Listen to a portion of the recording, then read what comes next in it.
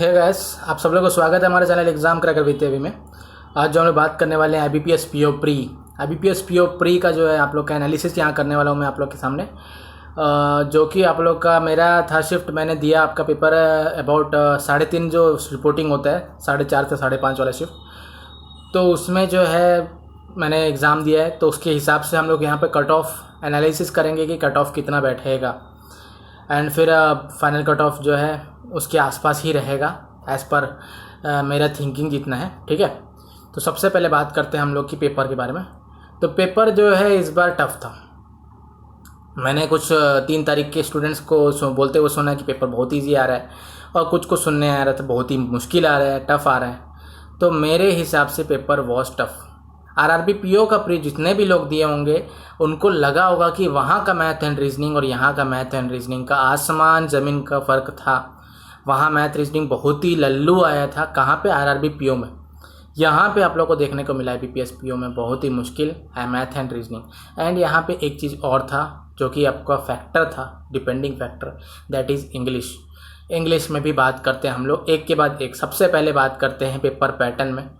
तो सबसे पहली बात तो यहाँ पे डिस्टर्बेंस बहुत हो रहा है स्टूडेंट्स को, क्योंकि कोविड के कारण जो है एंट्रेंस के समय उनको थोड़ा सा टेंशन रहता है। ये एंट्रेंस में पहले जो है वो थोड़ा इजी एंट्रेंस होता था, अभी जो है कुछ कुछ चीज़ें आपको रखना है एडमिट कार्ड के साथ, आधार कार्ड का फ़ोटोकॉपी, सेल्फ डिक्लेरेशन फॉर्म। कुछ सेल्फ डिक्लेरेशन फॉर्म भूल गए थे, कुछ लोग आधार कार्ड का फ़ोटोकॉपी भूल गए थे, उसके कारण थोड़ा सा डिस्टर्बेंस हो जाता है स्टूडेंट्स के दिमाग में।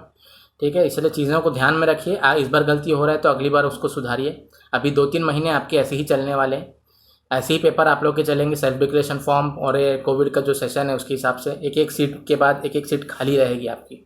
ये आपका नेगेटिव पॉइंट नहीं है, ये आपका प्लस पॉइंट है। ये स्टूडेंट्स के लिए प्लस पॉइंट है कि उनके बगल में कोई नहीं है, डिस्टर्ब नहीं होंगे वो, और थोड़ा सा चिल्ला के बात कर सकते हैं। जैसे कि इंग्लिश में आप लोग के कुछ स्टूडेंट्स की क्या आदत होता है कि वो पढ़ पढ़ के सॉल्व करते हैं। ठीक है, तो उनके लिए बहुत ही प्लस पॉइंट है। उनके बगल में कोई नहीं है तो डिस्टर्ब कोई नहीं होगा, और डिस्टर्ब कोई नहीं होगा तो वो आराम से अपनी फ्रीडम के साथ वो पढ़ सकते हैं। अब बात करते हैं एक के बाद एक इंग्लिश की बात करते हैं। जो पहला सेक्शन था इंग्लिश में आप लोग का RC आया हुआ था मेरे में, जो कि आप लोग को फ्रीलांसर और gig workers, freelancing and gig workers जो ऑनलाइन वर्कर्स होते हैं, और फिर जो आप लोग का एवरीडे डेली वेजेस वाले वर्कर्स होते हैं, उनके बीच का डिफरेंस, उनके बीच का डिसएडवांटेज एडवांटेज जो है उसके बारे में बात किया गया था। टफ था, it was not a easy paragraph for them जो कि ज़्यादा रीडिंग नहीं करते हैं, जिनको ये पता ही नहीं कि फ्रीलांसिंग क्या है, उनके लिए तो टफ ही होगा, ऑब्वियस ही बात है। तो वो पैराग्राफ वॉज वेरी टफ। मुझे तो टफ लगा क्योंकि मैंने भी बहुत दिन से न्यूज़पेपर पढ़ना वढ़ना थोड़ा छोड़ दिया था, तो मेरे को तो टफ लगा। आगे आप लोग का नहीं पता कितना लोग को अच्छा लगा होगा। तो reading comprehension was tough. Next आप लोग का बात करते हैं फिलर्स। इजी था, ग्रामर थोड़ा बहुत इजी था, एंड आपका जो है जंबल्स वर्ड्स, मतलब आपके जो है एक सेंटेंस में 3 वर्ड्स को हाईलाइट किया गया था, वो वर्ड को आगे पीछे किया जा सकता है सही करने के लिए, ऐसे क्वेश्चन आए हुए थे, वो भी इजी था। तो इंग्लिश में RC मुश्किल था, और सब कुछ जो है मेरे को टॉलरेबल किया जा सकता है। तो इंग्लिश वॉज डूएबल इफ़ हम लोग RC को हटा दें, सारा चीज़ उसमें ईजी आया है। मतलब हर शिफ्ट में कुछ ना कुछ मुश्किल आया होगा, तो जैसा हमारे शिफ्ट में आपका RC मुश्किल आया है, तो इसके हिसाब से बोला जाए तो इंग्लिश में कुछ नहीं तो 14-15 तो आपको लाना पड़ेगा। 14-15 तो लाना पड़ेगा, उससे कम लाएंगे तो कट ऑफ नहीं हो पाएगा क्लियर। 14-15 आपको वहाँ पे लाना पड़ेगा इंग्लिश में। ठीक है, फिलर्स जो है डबल फिलर्स आपका ये हो गया, सब कुछ जो भी है आप लोगों को थोड़ा सा उसमें मेहनत करके लाना पड़ेगा। एक चीज़ मुश्किल आता है, जैसे हमारे में RC आया, किसी के में फिलर्स आएगा, किसी के में क्लोज टेस्ट मुश्किल आएगा, किसी के में जंबल सेंटेंस भी मुश्किल था। हमारे में जंबल सेंटेंस भी मुश्किल था, इसलिए मैंने और कम किया 15, नहीं तो 20 प्लस में रखता मैं। ठीक है, जंबल सेंटेंस भी मुश्किल था, तो उसके क्वेश्चंस को भी हटाया जाएगा। वो क्वेश्चन हटाने के बाद फाइनली आपके जो बैठेगा वो आपका बैठेगा 15 क्वेश्चन। ठीक है, 15 क्वेश्चन वो हो गया। उसके बाद अब आते हैं हम लोग नेक्स्ट सेक्शन आपका था मैथ था आपका, उसके बाद रीजनिंग आया। मैथ में बात किया जाए, math was very lengthy, very lengthy.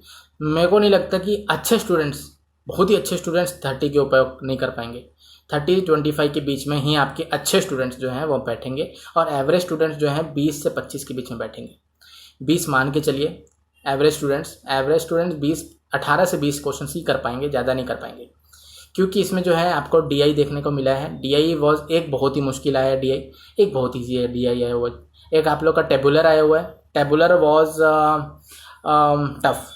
Was tough, and आपका जो पाई चार्ट था वो बहुत ईजी आया हुआ था, लेकिन पाई चार्ट पीछे दिया हुआ था, तो स्टूडेंट्स ने हो सकता है देखा ही ना, होता है टेंशन के मारे।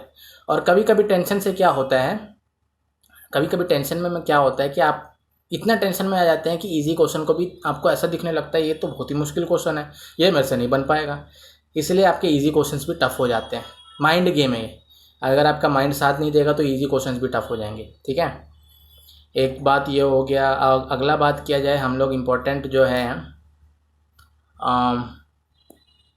हाँ नेक्स्ट बात किया जाए डीआई हो गया। अर्थमेटिक, अर्थमेटिक वॉज डुएबल, अच्छा आया था अर्थमेटिक, उतना टफ नहीं आया था, ठीक ठाक आया था, प्रोबेबिलिटी से इजी क्वेश्चन आए थे तुरंत बनने वाले, और अप्रॉक्सीमेशन भी देखने को मिला है, क्वाड्रेटिक इक्वेशन भी देखने को मिला है, तो मैं 20+ मानता हूँ, 20+ मानता हूँ। मैथ में आराम से 20+ किया जा सकता है, 15+ आपका जो इंग्लिश किया जा सकता है, 20+ आपके मैथ किया जा सकता है, डुएबल है।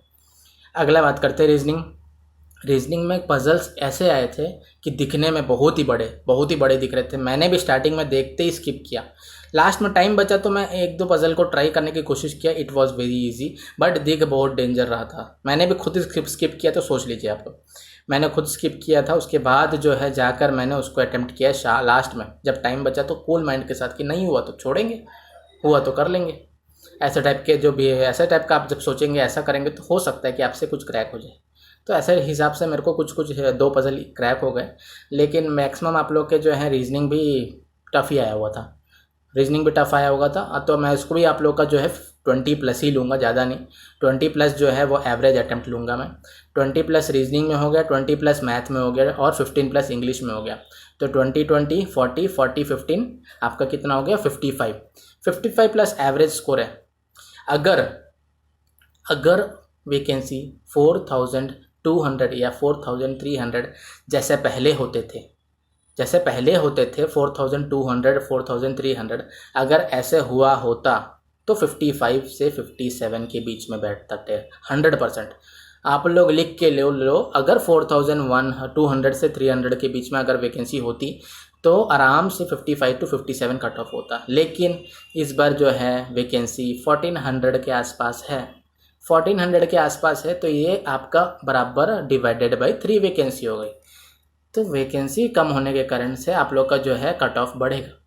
कट ऑफ कितना बढ़ेगा ये मैटर करता है।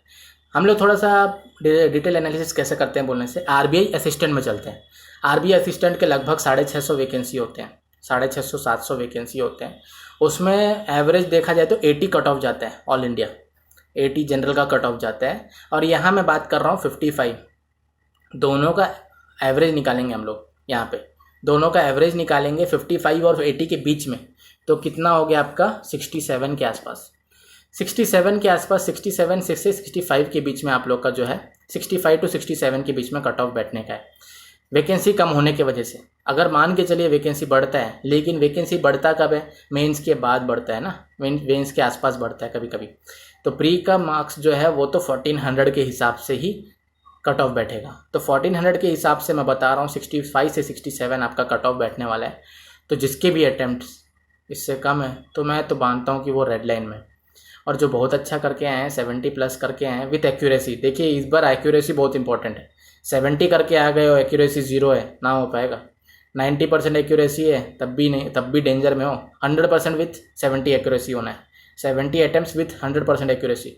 बहुत कम लोग सेलेक्ट होने वाले हैं, 1:10 में बुलाता है कभी कभी इंटरव्यू में, तो 1:10 में बुलाएगा तो सिर्फ 14,000 लोग को बुलाएगा, 1400 वैकेंसी के लिए सिर्फ 14,000 लोग को बुलाएगा, है ना, ओके 14,000 लोग को बुलाएगा, तो बहुत ही कम होते हैं 14,000।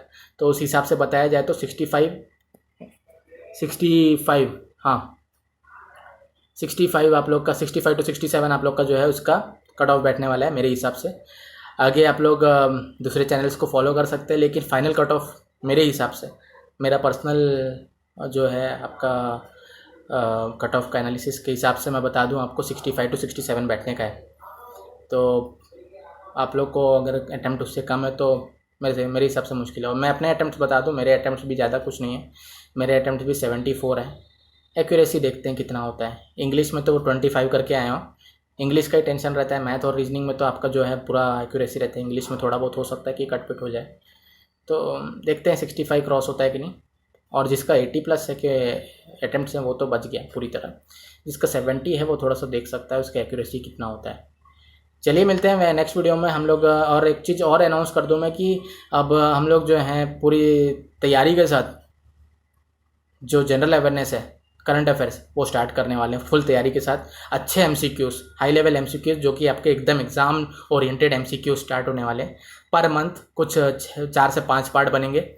हर पार्ट को आप लोगों को इंपॉर्टेंस देना है एकदम बढ़िया टाइप से, ठीक है। एंड बहुत जल्दी स्टार्ट करने वाले हैं। एक पार्ट तो मैं डाल चुका हूँ, ट्रेलर के हिसाब से उसको देख सकते हो आप लोग। आगे जो है पार्ट्स में डालने वाला हूँ। तो मिलते हैं करंट अफेयर्स के वीडियो के साथ। मिलते हैं। जय हिंद, जय भारत, ठीक है। गुड नाइट, शब्बा खैर।